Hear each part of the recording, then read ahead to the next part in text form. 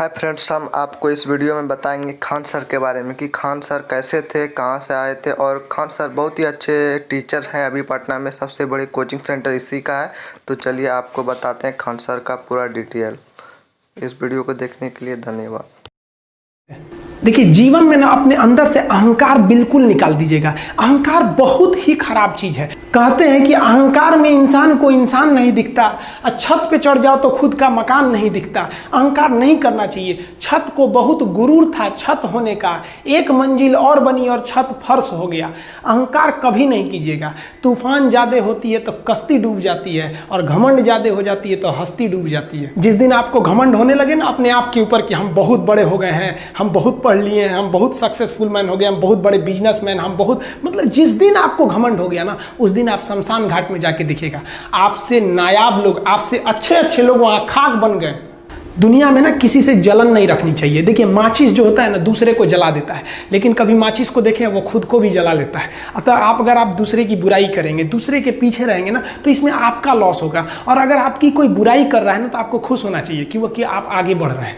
बुराई उसी का लोग करते हैं जो आगे बढ़ रहा होता है। जो पहले गिरा हुआ है उसकी लोग क्या बुराई करेंगे।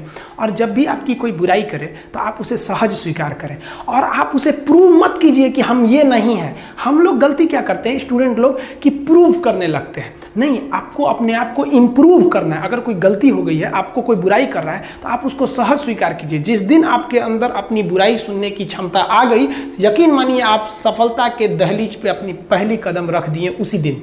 लोहा जो होता है ना, उसे कोई नहीं तोड़ सकता है, लेकिन उसी लोहे के अंदर का जो जंग लग जाता है ना, धीरे धीरे दीमक की तरह उस लोहे को खदड़ते जाता है। इसलिए अपने अंदर अहंकार को मत लाने दीजिएगा। लोग कहते हैं ना कि अहंकार बुरा है। जीवन में हम जो अनुभव किए हैं, अहंकार से भी खराब चीज होता है गुस्सा। देखिए, अहंकार उत्पन्न ही नहीं होगा जब तक आपको गुस्सा नहीं आए। आप ऐसे नॉर्मल बैठे हैं और आप किसी से कहिएगा कि तुम्हारी क्या औकात है, जब तक आपको गुस्सा ना आए। तो अहंकार एक पेड़ है और गुस्सा उस पेड़ का जड़ है। इसलिए गुस्सा जिस दिन आया उस दिन आप बर्बाद हो जाएंगे। किसी भी व्यक्ति को बर्बाद कराने के लिए सबसे जरूरी है गुस्सा दिलाना।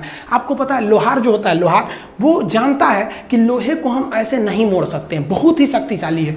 इसलिए लोहार ना इस लोहे को ना आग में डाल के इसे गुस्सा दिलाता है।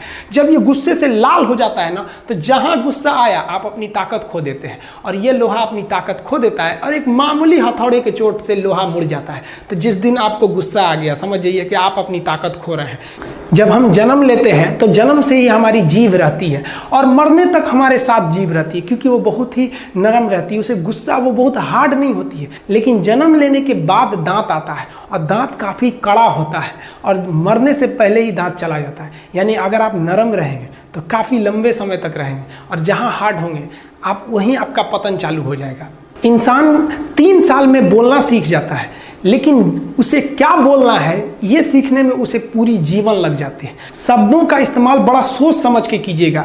ये आपके माँ बाप के दिए गए परवरिश का एक सबूत होता है। अतः आप अगर किसी से अपशब्द बात करते हैं तो सभ्य व्यक्ति आपको नहीं कोसेगा, बल्कि आपके माँ बाप को कहेगा कि इसे संस्कार नहीं सिखाया। ये शब्द जो होते हैं हमारी परवरिश का परिचय करा देते हैं। शब्द का इस्तेमाल भोजन की तरह करना चाहिए। जिस तरह से भोजन को बनाने के बाद थोड़ा सा चख लिया जाता है, उसी तरह शब्द को दूसरे के सामने बोलने से पहले एक बार जरूर चख लीजिएगा।